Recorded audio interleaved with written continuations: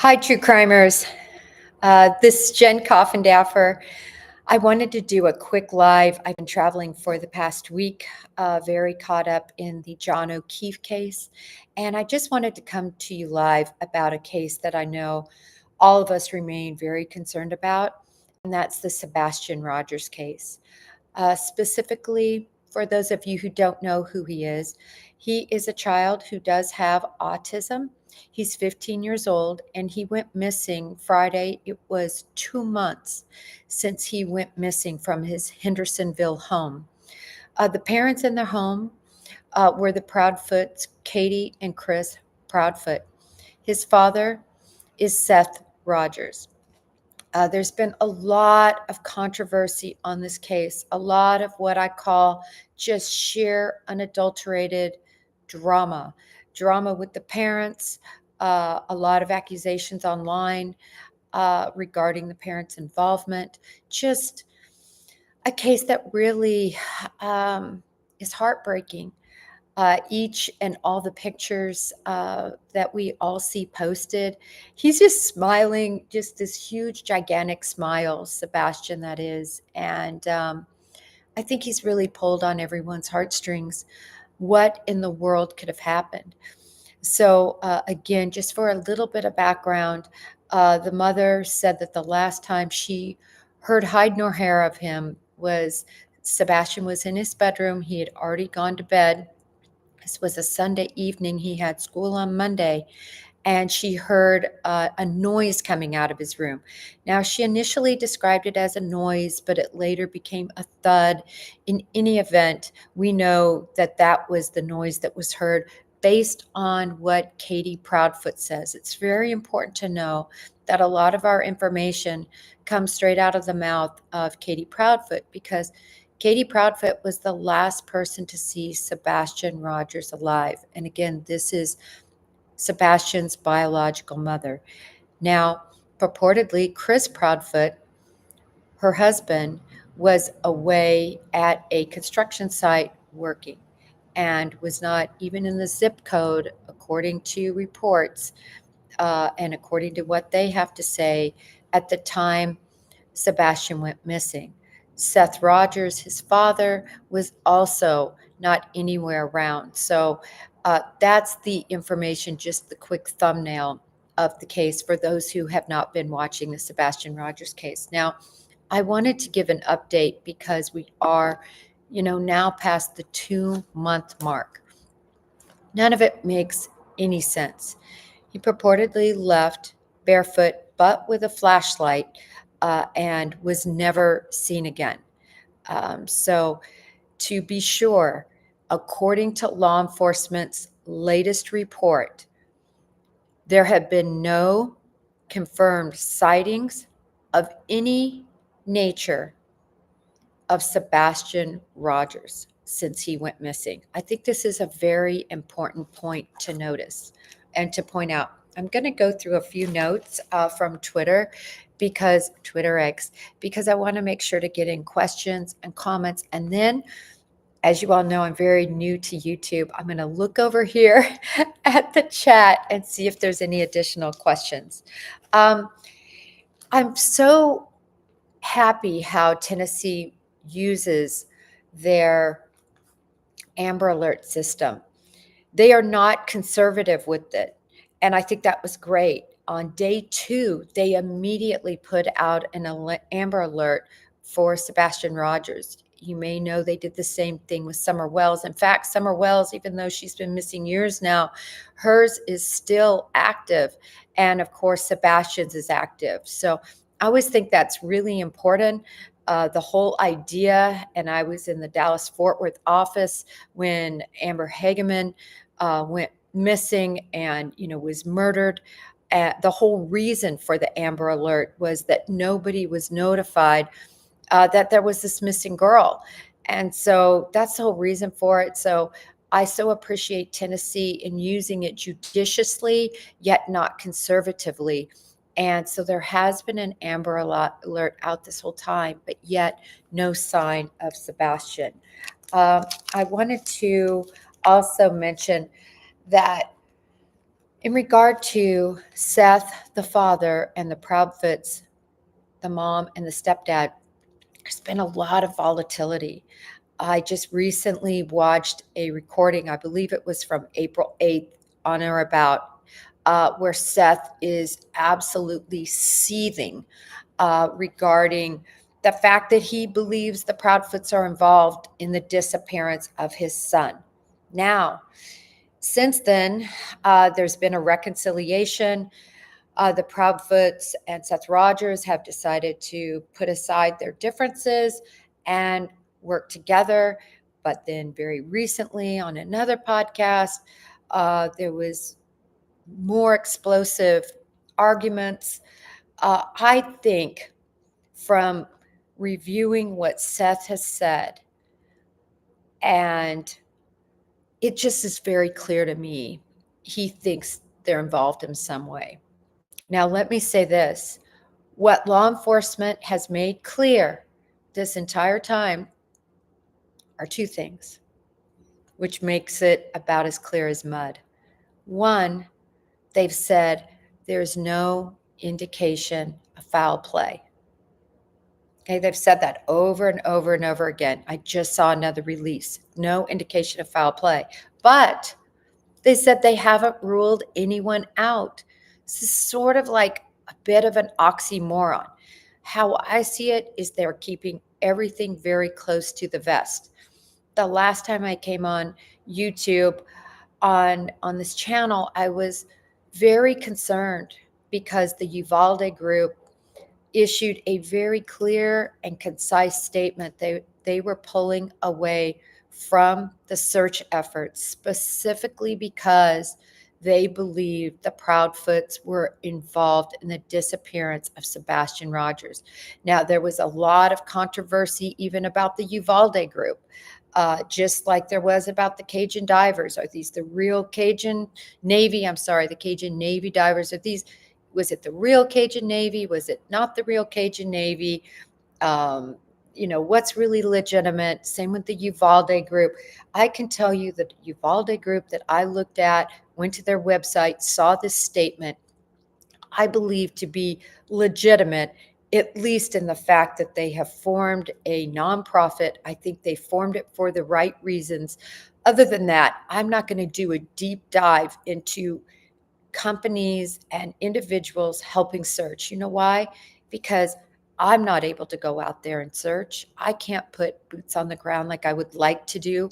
Um, Fortunately, what we can all do, and what I always say, a lot of people say, well, what can I do to help find these missing people? I'm limited. I have to stay home. Use your platform.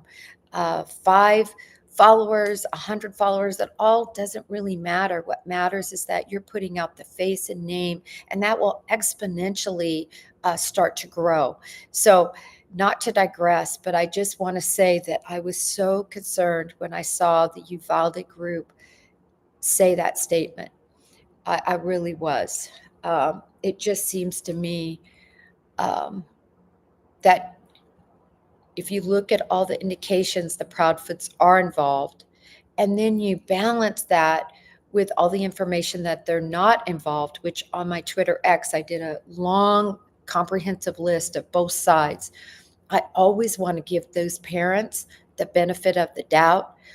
I know in these kinds of cases, because I've had a case very similar to this, where a child walked out and their home circumstance was horrible compared to the Proudfoot circumstance. And that child had walked to a pond and had died and drowned in the pond. So I try to always really be not that type of person that's going to point at the parents, certainly initially. But there's a lot for us to consider in this case. He not hide nor hair of Sebastian Rogers. Let me give a couple more updates. We've touched on this before, but I think it's very compelling that law enforcement did a probable cause affidavit to search the landfill very early on. Now, this is why this concerns me, is as a law enforcement officer, you're not allowed to establish probable cause without facts and findings. And specifically, you have to show to a judge that you have probable cause, which I understand is a fairly low threshold, but it's not reasonable suspicion, which is the lowest. Probable cause puts people in jail. Probable cause gets people arrested. It gets people indicted. Probable cause, people like to say it's a low standard. It's really not a low standard. It's a standard that is used, as I said, to put very impactful action against people. Search warrants are invasive, particularly when they're at a home, but also at a business. It's invasive.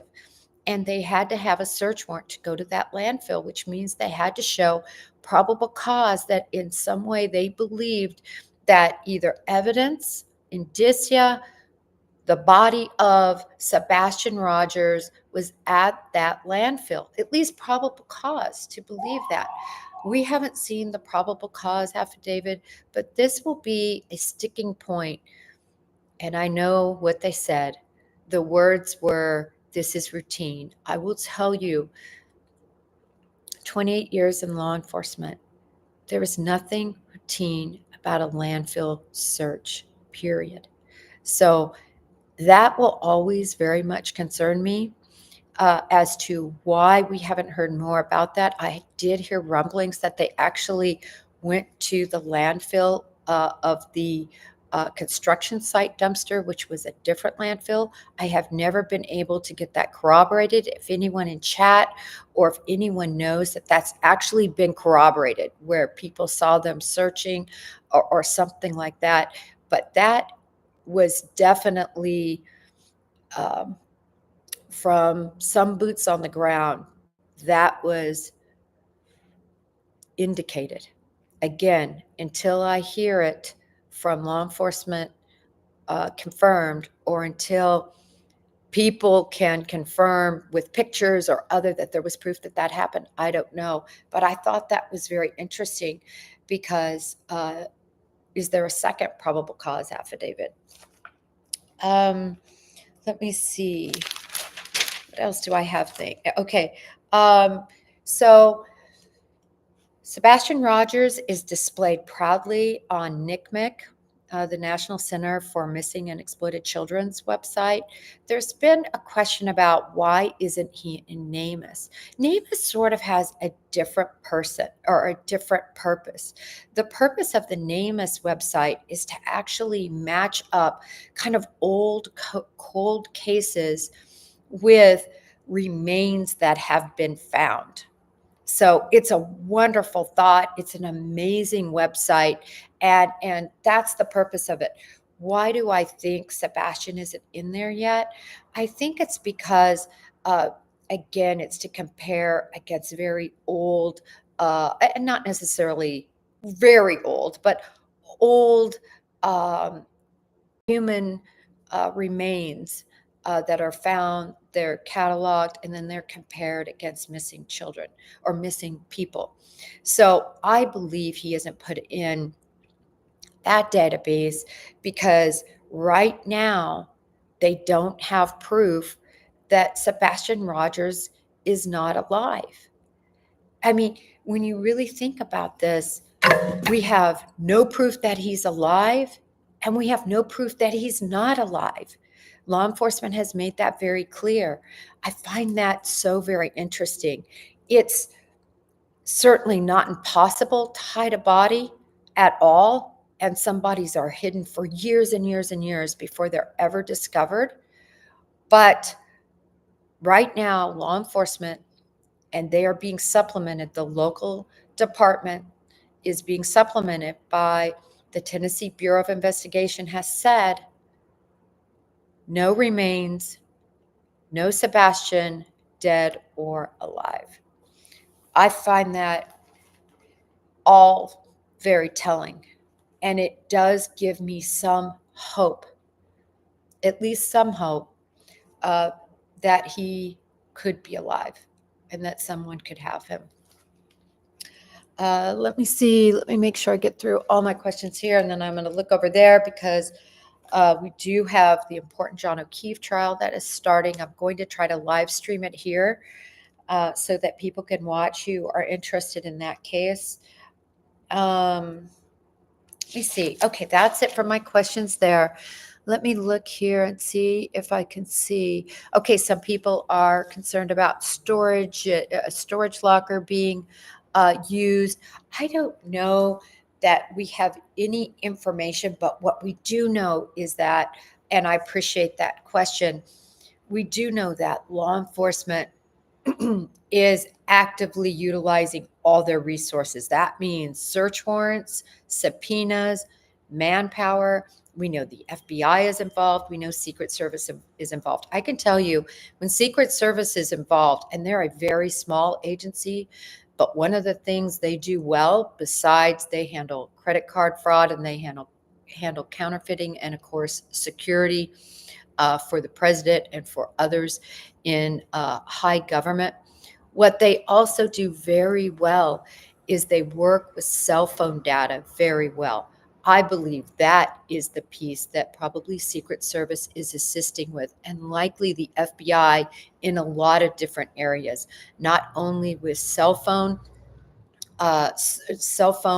understanding of the forensics, but also with providing manpower. We have, I say we, sorry, the FBI. I've been retired now after 25 years. Uh, the FBI has amazing analysts, thousands of analysts, and they do so well when you give them a nugget of information, such as a car with an obscured license plate or a nugget of information about somebody being in a particular area. They are so good at dialing down and finding more information and more facts that they then give to agents to ferret out. And just the number of people, also the evidence response team, which I would submit, they have the best ERT in the business. So in any event, I just wanted to say that I know every resource, as we're seeing, is being utilized in this case. But as somebody just wrote in the chat, it's really concerning, and it reminds me so much of the Summer Wells case. People don't like me to use that analogy. I'm going to use that analogy because Summer Wells, just like in this case, poof, gone under extremely suspicious circumstances. I consider this suspicious because I find it rare, particularly with the background of Sebastian Rogers having an incident where he stepped in a fire ant pile and was bit, that he would want to leave without shoes, that he would leave in the middle of the night. I think it's clear there were a lot of issues at home, and perhaps we understand why he would want to leave, but the manner and the why, when, how, all of that to me is very suspect. In addition, for those of you who follow the Idaho case, you know that law enforcement comes out often in cases that are high profile, and they will say, we want to make it clear that in that case, the jacks are cleared, the roommates are cleared. They listed every week, this person's been cleared, this person's been cleared, because they did not want to incite or give inference that they were under criminal investigation. I find it interesting that's not been done here. I would love to see a statement from law enforcement saying, we have cleared Seth Rogers. We have cleared Katie Proudfoot. We've cleared Chris Proudfoot. You know what they're saying? No one's been cleared. That's what they're saying. That I just read those words this morning. We haven't cleared anyone. That to me is concerning. Typically in these types of cases, there is a clear, if you will, that's given by law enforcement. So I find that concerning. I'm very hopeful, again, that Sebastian did wander off, but my concern is at a pitch level, let's just say. I think like many of you, I wish I had more rock solid leads, rock solid evidence, as to what happened, but we don't. But I think it's important to keep his name out there, his face out there, to keep updating as to where they are at, law enforcement, to keep putting pressure, if you will, on law enforcement so it doesn't die out. It doesn't become ice cold like Summer Wells's case is ice cold. Unless a tip comes in, nothing's done. This is not an active investigation. I put on my Twitter the quote from the police as to this is how they're handling it, and it's not active. They're not out there. It has to come to them at this point, a tip or a lead. That's very different than having an open case and every day getting up every morning and following the different directions that their investigation is leading. We're still very active in Sebastian Rogers. We all need to use our platforms. We need to use our voice to make sure it stays that way. And for those of you in that area, and those of you not in that area that are boots on the ground, that are trying to help find little Sebastian, my hat's off to you. May you have success and drive and determination to do whatever you can out on the ground while we use our platforms and strongly advocate and push Sebastian's face in the event that someone has him and that he is still alive, and in the event that someone is responsible for murdering this child, that they are held accountable. Thank you for tuning in. I did want to say that I do plan to hopefully get back on a live schedule of 1 to 3 times a week on the cases you guys care about. I also hope to be giving updates on the Karen Reed case. I'm literally, that is one case that every time I talk about it, I feel like I just need a shower. It's just one case where facts have just been, they're just gone, sadly, and everybody's focused on the drama in that case. I'm very hopeful that a jury was seated that wasn't adulterated, but of course I am very concerned because of all the measures and things that were done in that case to try to taint the jury pool per the exact words of people working for the Karen Reed initiative. And so I am very concerned about that case. But we have another big case coming up that is very important, and that is the Delphi case. I am going to be digging into that. That's my profile page. I've had for well over a year the picture of Abby and Libby. I know a lot about that case from the beginning. That is really one of the most concerning cases I've ever seen or have had, the ability to know and understand.